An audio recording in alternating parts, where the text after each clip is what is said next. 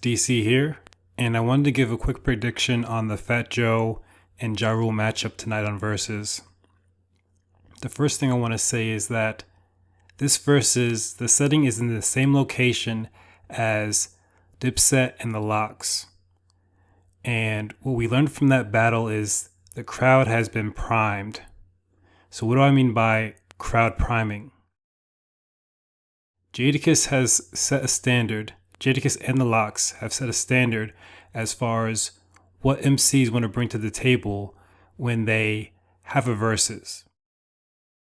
Now, I think that the combination of what we saw at Hulu Theater, and again, this is at Hulu Theater in Manhattan, if you weren't familiar with the location, but what we saw at Hulu Theater with Dipset and the Lox, as well as what we saw with Busta Rhymes at the VMAs just recently.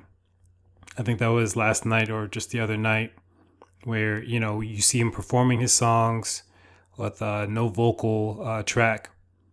I think that just as of recent, MCs have wanted and want to push, their performance based on what they've been seeing within the Verzuz and in other areas. Now, with Verzuz and with my predictions, I like to draw reference from prior battles and prior matchups. Now, the one matchup that I can draw a pretty good comparison on with Fat Joe versus Ja Rule would be Ludacris and Nelly. So about a year ago now, we watched the Ludacris versus Nelly matchup on Instagram. There were some issues with Wi-Fi, but we were able to get through it. And just on its face, I think that most people had Nelly running away with that matchup, before it occurred. When we were making our predictions, I think that most people would say that Nelly was going to win that battle in that matchup. And, as it started to play out, we saw that, Ludacris was running away with it. And, it's just a weird sort of outcome based on what we know with their record sales and their music and commercial success. So Nelly is a diamond artist. Now, I'm not sure if he was diamond off of, his first or second album or, a combination of those two albums, but he does have a diamond plaque. I'm not sure how the numbers break down, but that's 10 million records sold. Now, conversely, or on the other hand, rather, we have Ja Rule and Murder Inc., which is like a diamond, I want to say, label. I'm not sure who their parent label was or if they had one, but, I know that Murder Inc. was in the Guinness Book of World Records for records sold as well. So they sold a stupid amount of records. I don't know the exact amount. But again, I want to say they're in that sort of diamond discussion as well, or in that same category as far as records sold. So we had Ludacris and Nelly, that matchup, a great artist and Ludacris going up against Nelly. And, I feel like, Nelly got washed based on really more so what the people were saying, the crowd reaction. And when I say crowd, I mean the people on social media. I think that Nelly actually did a lot better than what people were giving him credit for. But, I would say that the general sort of listener had Ludacris winning that matchup. And I think that with Fat Joe and Ja Rule, it's going to play out the same exact way. Yes, Ja Rule has tons of commercial success. He has all his songs with Ashanti and songs with J-Lo. He has lots of commercial success, lots of record sales. But as we can see, the reason why Ludacris and why I believe that Fat Joe will win tonight is because, again, they have records that are touching the streets more. That's what it's going to come down to. If I've said it before, I've said it in every Verzuz matchup. It's really the records that are, again, a little bit more grimy, a little bit more street, not so commercial, that ring off better within that sort of environment within Verzuz. So, with Ludacris, again, those records were just cutting through a little bit better. I know, at that time Nelly was having Wi-Fi issues. His music wasn't coming through as clearly, but at the end of the day, Ludacris was able to kind of cut through a lot of those great commercial songs and features that Nelly had. And the same thing is going to happen tonight. I feel like Joe, and again, I'm not going to get into, like a song by song analysis like I did with, Dipset and Jadakiss. I don't think that's necessary in this case. I just kind of want to paint a general picture for you guys here as to why I think that Fat Joe, will come away with this victory. And I believe it's going to be close, but I think Fat Joe will have enough to, walk away with the dub here.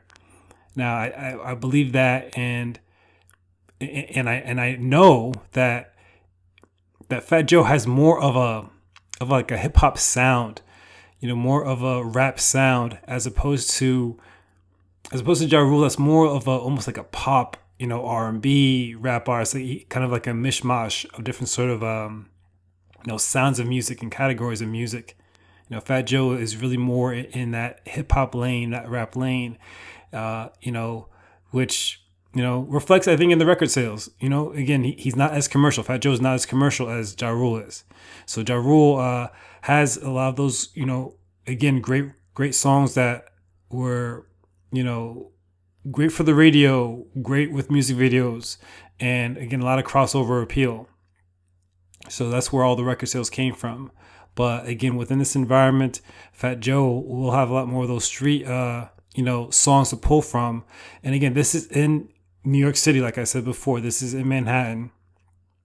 And I think that crowd, as you may know, I was in the crowd for Dipset and Dipset and the Lox, and that crowd is going to be reacting stronger to those street records, and I think those will ring off a little bit better, within that environment.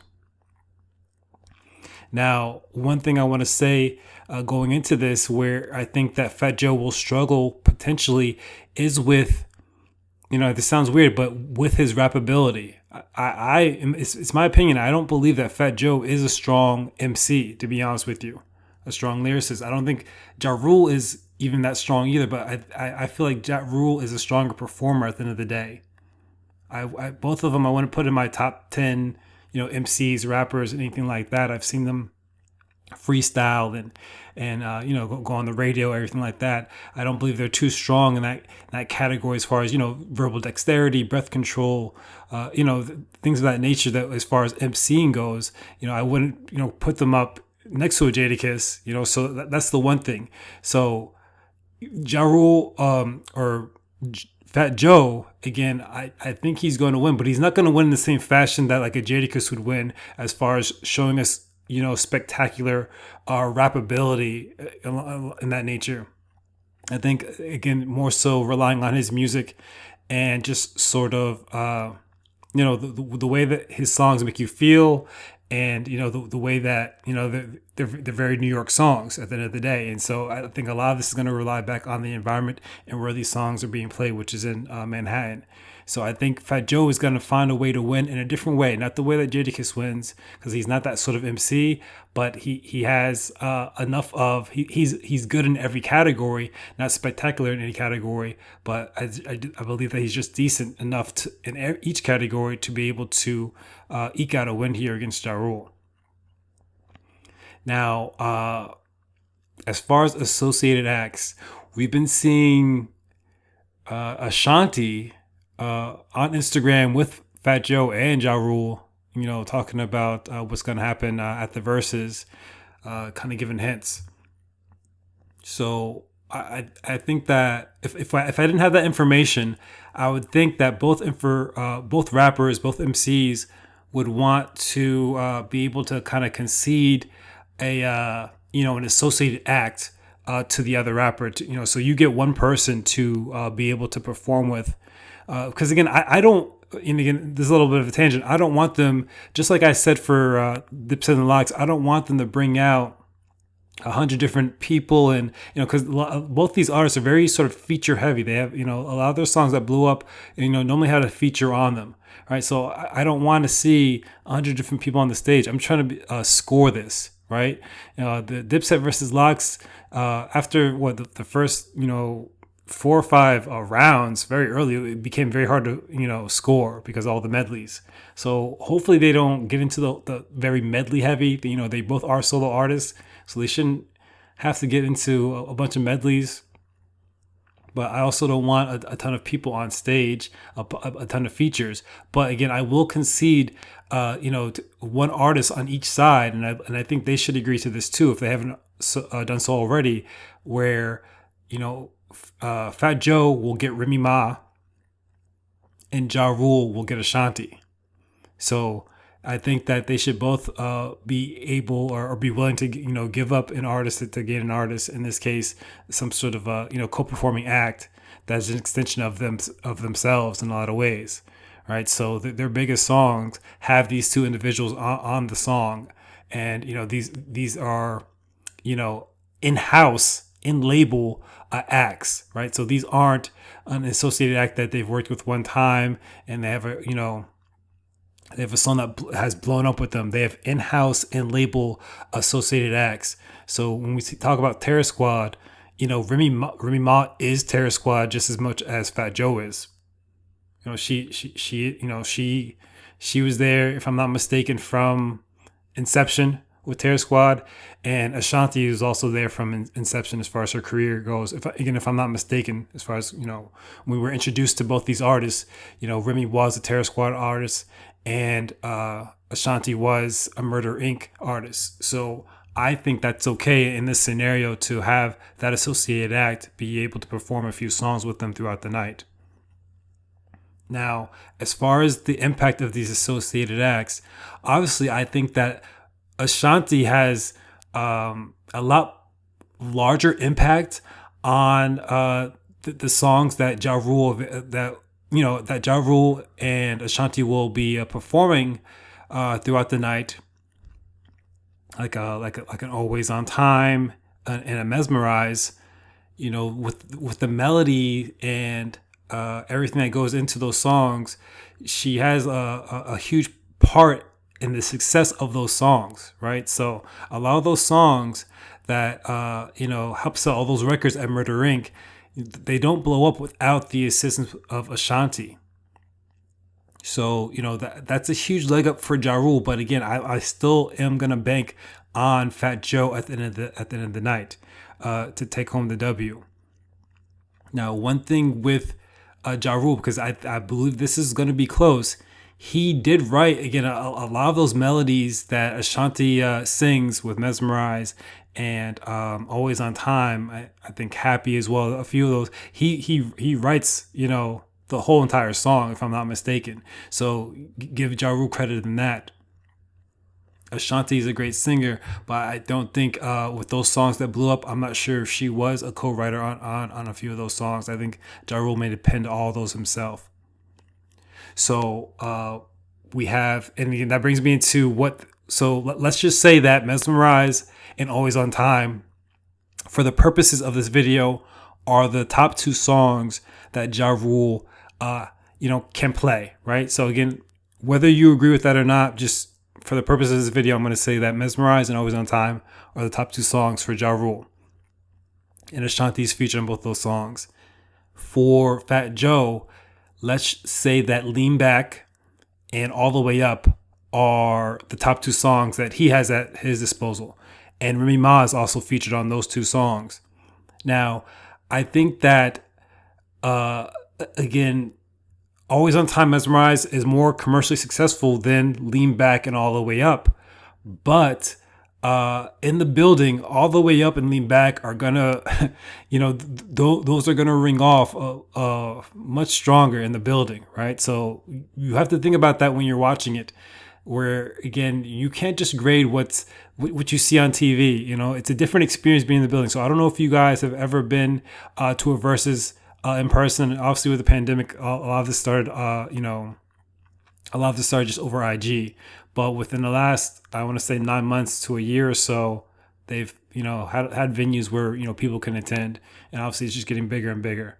So I think that we have to kind of look at it both ways. the day after, Mesmerize and Always on Time may win kind of in your eyes, if these four songs were to match up with one another. But I think that in the building, Lean Back and All the Way Up would go ahead and take that. And we got to bring it back to how these songs are performed. And I don't think that, again, Fat Joe is a strong performer per se, but Remy is. So I believe that, again, Remy, when she does get into her verses, that she does have a strong verse with Lean Back. I love her verse for Lean Back, but All the Way Up, I'm not a big fan of her verse on that, to be honest with you. So that's the only thing, but just kind of her aura is really strong. So I think that just kind of Remy being out there spinning her verses, it's going to go over well in the crowd. They're going to enjoy it. Again, Remy and Joe are very New York. They give off that persona, that energy a lot better than an Ashanti and Ja Rule, who are also from New York. But again, it's just a different sort of energy. I think that the crowd is going to kind of lean into, no pun intended, more of what Fat Joe and Remy have to say and have to perform. So, and again, on the mic too, if they are spinning and they don't have those vocals, that's going to sound better, I think, than kind of Ashanti's harmonizing potentially. So everyone's got to be on point. Again, I think that the Lox and Dipset and Jadakiss have kind of emphasized, you got to be on point with your vocals and, bring that energy, because this is turned into a performance. I have arguments with my friends about, the strength of the song versus how it's performed, right? So I've had discussions about Rihanna and Beyonce and, who would win that matchup. And we talk about the songs, and the songs, they can match up, right, with the songs, Beyonce, Rihanna. But when they have to be performed, those songs, that's when it's a whole different sort of discussion, right? So it's not just the music. Once Beyonce starts singing live, then there's nothing Rihanna can do with that. Now, if we see Ja Rule and Joe, and they start rapping live, and there's a noticeable difference between one of them, then that's going to be the winning sort of team or whatever you want to call it. That's going to be the winning MC in that scenario or for that song is my belief. So I think that we don't need to judge the commercial success of these songs anymore. We're looking really at performance now. So I would say just keep that in the back of your mind when you're judging these rounds. Don't judge it off of how successful the song was or how melodic it is. I would judge it based off of how well the song's being sung and how clean the MCs are getting their bars off. Now, beyond Lean Back and Mesmerize and the different catalogs, Fat Joe has a much larger catalog to pull from. Right, so Fat Joe has been doing it for a very long time. So a lot of people fail to remember or recognize that Fat Joe has a long catalog to pull from. He has songs with Big Pun or R.I.P. Right, so if I think that he, if I'm not mistaken, I think he found Pun, and he wanted Pun to be kind of almost like his successor, more or less. So he has, again, that catalog to pull from, and beyond that, he's been dropping music consistently for forever long, right? Ja Rule, I can't remember the last song that he's dropped. I can't remember the last year, day, whenever, I can't remember the last song that he's dropped. But Fat Joe has been consistent. Every couple of years, he'll give you a nice little banger here or there.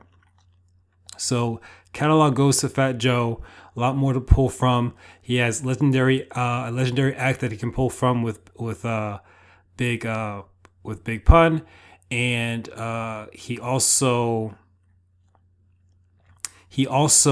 can say that with Remy Ma,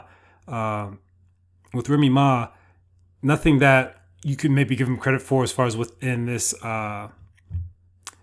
matchup, but I think that the story with Remy Ma is I think that Big Pun actually may have brought uh, Remy Ma to Fat Joe, saying, "Hey, listen to her, and she can really spit."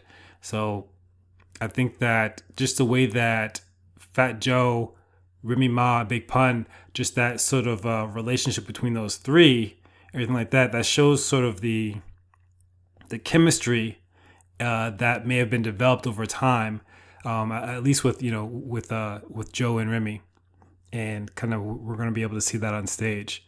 So I think that a lot of the chemistry showed within our last versus matchup. So we had JD Kiss and the Locks, and they've been tight. They haven't had any public feuds, and that really comes across in the music, the ad libs, all that covering each other's verses. So that all plays a part in it at the end of the night. On the other side, Ja Rule, Ashanti. Again, I don't think either one of them is necessarily responsible for one another's careers. I don't know if it was Ja Rule or someone close that personally kind of found Ashanti. But with Fat Joe and kind of Remy, again, there's that very close connection. Kind of again, being able to being that Fat Joe was so close with Pun, and Pun was the one that found Remy personally and brought Remy to him. I think that I think that's a sort of interesting dynamic. Now, moving forward here, let's talk about public persona between these two artists. Now, first thing I want to just talk about is 50 Cent and kind of the beef that he's had, and the beef that he's had with almost all the artists on Verzuz, it seems like. So 50 at one point in time has beef with everybody within New York City. Now, we all know kind of how that beef played out with Ja Rule. Ja Rule took a major public L with that beef. And, some say that was sort of like his downfall. That's what kind of led, Ja Rule down sort of, I guess, kind of a path where he wasn't able to recover musically, right, as far as an artist. So that's one public L. And that's not necessarily true. I'm going to speak about something else in just a minute about what probably was the ultimate demise from what I've heard for Ja Rule. But he's had that public beef. Now, 50 Cent, I think, also has beefed with Fat Joe, if I'm not mistaken. Now, there's nothing that I can remember specifically about that beef, to be honest with you. I'm not sure kind of what music was released with that beef. So I don't see it as being damaging to Joe and Terror Squad kind of in general. So I kind of I'll give, and again and these things, these are very they don't really matter. They shouldn't matter in the context of the verses, right? What your public persona is, whether you've lost battles outside of the verses, or your image has been kind of compromised outside of verses. It shouldn't matter kind of within the context of the battle, but a lot of people on the internet, social media are gonna say whatever. So that's why I just want to cover really quickly with you guys. So as far as beef, 50 Cent, it was very damaging for Ja Rule coming out of that beef. The beef that I think that was with Fat Joe, very minimal, if one at all, if you even want to call it that. Again, my memory is a little bit fuzzy, but I there may not even been a beef, but I know that 50 was beefing with everybody, and then Joe was kind of had a few different beefs kind of within the city, but kind of was unscathed throughout the years.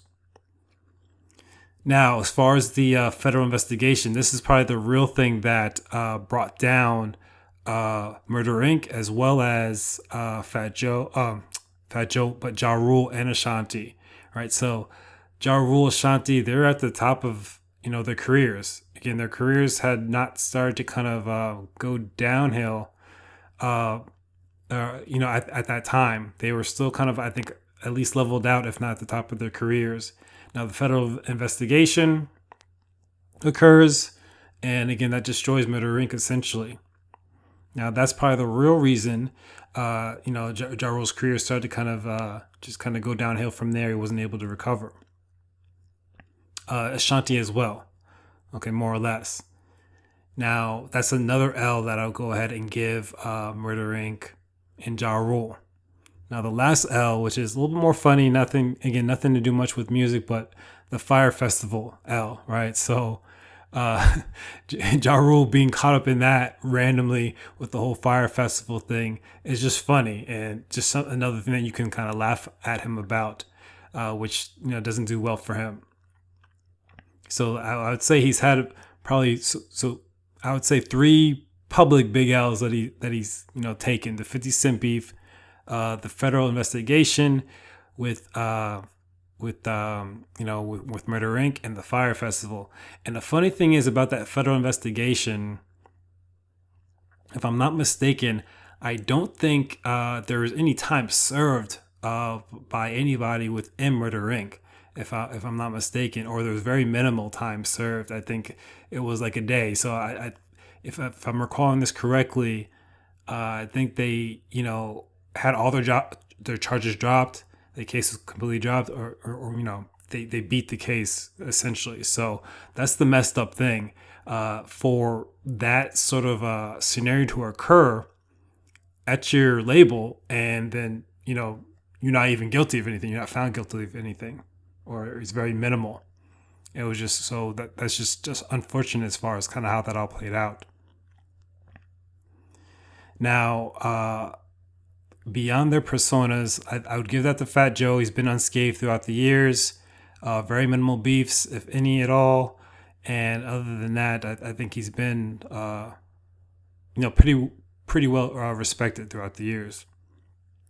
Terror Squad, as you may know, DJ Khaled, early in his career, was a Terror Squad associate. Big Pun, also associated with Terror Squad. And it's just been pretty solid from what I've heard and what I've seen. The only negative thing I've heard about with Fat Joe is him being accused of a snitch, or somebody kind of close to him being accused of a snitch. I think the accusations from Cuban Links or somebody. I'm not sure. But again, nothing that that really sticks to him, right? Anything negative with Fat Joe. So he's been pretty well respected and just unscathed throughout the years from what I've seen. So I say all that to say that there is enough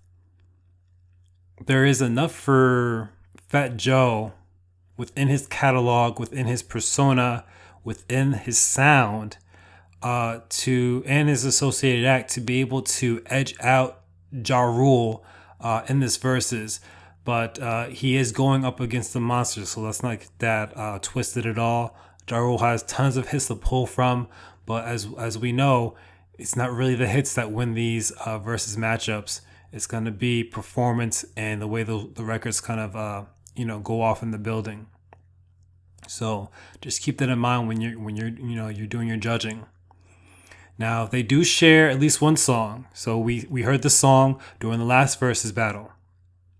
So they have New York, which is a Ja Rule song. Okay, but I'm technically, but I believe that more than likely they're going to end up performing it together, or maybe they'll split verses on it or something like that. Who has a better verse? But beyond that, I would say maybe 11-9, 12-8. Fat Joe. It's going to be close. It's going to be close, but I think that Joe does have enough to eke out a win from Ja Rule, just based on what I've seen with these past matchups. Again, drawing comparisons to Ludacris and Nelly, okay? And even like the Jadakiss and the Fabulous, which I drew a comparison for, the Dipset versus the Lox, that gritty versus the pretty, more or less. And again, when you look at the singles I mentioned, Lean Back All the Way Up, Mesmerize, always, Lean Back All the Way Up aren't super gritty street songs, right? They're club songs, club anthems. So, versus more of a pop rap sort of singles. I think those club anthems in this case that are a little bit more gritty, especially with kind of some of the verses on there, are just going to be able to push Fat Joe over the edge and get this W. So let me know what you think. Leave me some comments down in the comment section here as far as what I said with Remy and kind of how she was discovered. I may have kind of got some of those things twisted, or anything else that I may have misspoke on. I just wanted to kind of get this out to you guys real quick before the verses came up. So let me know if I misspoke on anything. I didn't really have time to do some research on some of these things, just things that I can remember kind of off the top of my head. And one other thing before I leave, I want to touch on really quickly here, just going back to what makes Ja Rule and kind of that Ashanti sort of duo so strong. I mentioned Always on Time and Mesmerize, and there's a few more songs that they have together, one or two more songs that they have together. Those are the two bigger songs that come to my mind. But one other song I wanted to mention was I'm Real. So I may have mentioned it just briefly earlier on, but I'm Real remix with Jennifer Lopez. So Ja Rule wrote that song, the I'm Real remix. He wrote every word of the song, right? Now, the original I'm Real, I'm not sure who wrote that, right? Now, I don't think it was Jennifer Lopez, to be honest with you. So I think somebody else may have wrote that original I'm Real, and Ja Rule ended up writing the I'm Real remix. So that tells you a little bit about Jennifer Lopez's artistry, right? So she's not writing anything, and you have two different artists, and one writing the original and one writing the remix. But on the I'm Real remix, there are videos that I think have been taken down here and there with Ashanti singing the I'm Real remix. And a lot of people say, well, why is Ashanti singing the I'm Real remix? Why would she be singing that? It's not her song. But and people say, well, and I think Ja Rule wrote it, so why would Ashanti be singing that song or claiming that song at all? Why would she be doing that? Well, the reason why is Ashanti, which a lot of people may not know, Ashanti provided the reference for Jennifer Lopez on the I'm Real remix. So that's why you may see her referencing that song or singing it. She did not play it during her verses against Keisha Cole. But I don't think she did. She may have, but I don't think she really bigged it up as much as you can kind of see her in different interviews and things like that.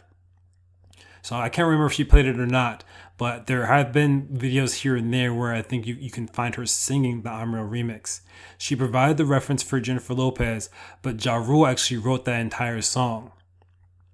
So when the whole scandal came out, originally when the I'm Real remix came out, Jennifer Lopez has, like, in her lyrics, she has some questionable lyrics where she's dropping some words that that some people were asking, why is Jennifer Lopez saying that?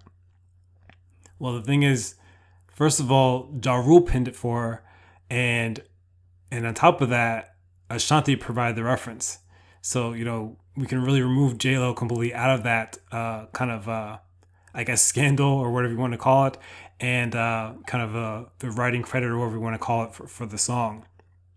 So that's just kind of a nice little takeaway I want to give you guys, that if I'm Real does come up, that's why it comes up, right? Because again, Ashanti provided the original reference for the song. They wanted to go with J-Lo, I think, for a different sound potentially. J-Lo was bubbling, so they ended up going with J-Lo. Ashanti was upset about it, but it's all good. I think she still did get writing credit potentially on it, if I'm not mistaken. I could be wrong, but I do know that she provided the reference, and she may have some background vocals that were left on that song. So that'll be the reason that the Amro remix comes up, if it does come up in the Battle of the Night, and that's going to be another sort of banger that Joe will have to deal with. But I think he will have enough of catalog to pull from to get him get him through the night and escape with the W. So I'm done this time for real, guys. Hopefully, again, you enjoyed my little breakdown, my prediction. Be sure to like, comment, subscribe, and again, leave me any comments in the comment section. If anything that I misspoke on, anything I got wrong, give me your opinion, give me your prediction. Let me know what you're thinking. And as always, you can't win if you don't play.